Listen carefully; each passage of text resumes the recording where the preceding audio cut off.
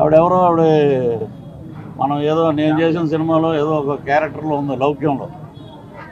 ఆవిడ శ్యామల, యాంకర్ శ్యామల, పావలా శ్యామల కదా, యాంకర్ శ్యామల.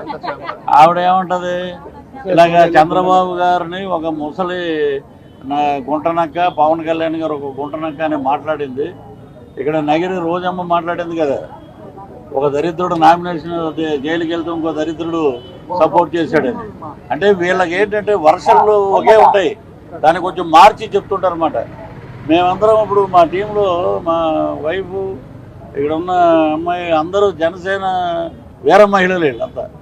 మేము కాలినడకన ప్రతి చోట వైజాగ్ రెల్లి వీధి అని ఉంది, అలాగే మత్స్యకారుల ఇళ్ల స్థలాలు, ఆ పక్కన రోడ్లు మొత్తం దుర్గంధపూరితం, కాలుష్యం, అడుగు తీసి అడుగు పెట్టలేము.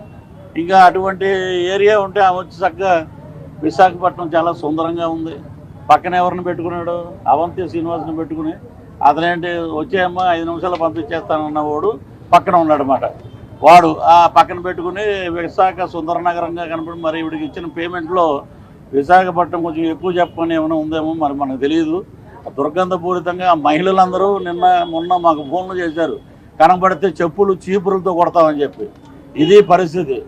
ఇవి కాక మళ్ళీ ఇంకొక ఆయన గౌతమ్ రాజు గారని మా సహనటుడే, ఆయన కూడా వెళ్ళి ఒక కండ వేసుకున్నాడు కర్మజాలంటే. ఇటు తెలియట్లే, ఇడికి అక్కడ ఏం జరుగుతుందో తెలియదు కదా, ముందు ఒకటి వేస్తారు, అది మరి ఆయన వేసాడో ఎవరు వేసాడో తెలియదు. ఎవరు కన్నబాబు.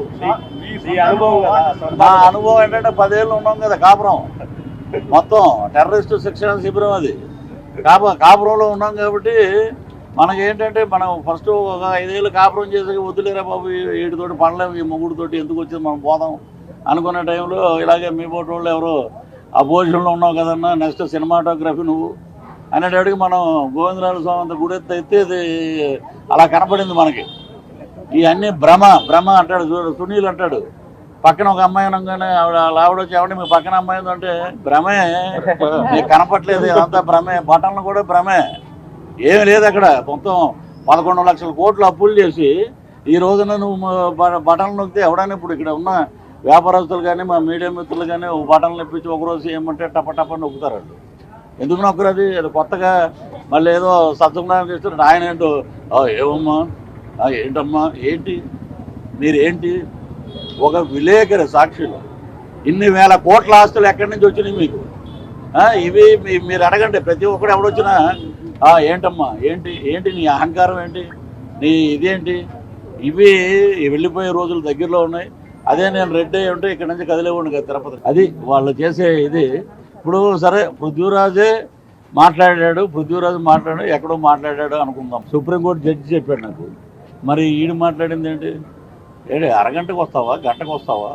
లేకపోతే ఆడంటాడు ఒక దౌర్భాగ్యుడు 3 ఏళ్ల క్రితం మనకి హిందూపూర్ ఎంపీ వరలక్ష్మి వ్రతం రోజున ఆడవాళ్ళందరినీ ఎవరిని వీడియోలు చూడకుండా మా యూట్యూబ్ చూడకుండా అని చెప్పి ఆ దరిద్రం అంతా మనం చూసాం. ఫోరెన్ సెక్స్లో 10 రోజులు 2వ స్థానంలో ఉంది. అది ఇంతకన్నా దౌర్భాగ్యం ఏంటి? ఉపరాష్ట్రపతి ఎన్నికలు జరుగుతుంటే ఓటేయడానికి ముందు 2-3 ఉన్నారు లేడీ ఎంపీలు.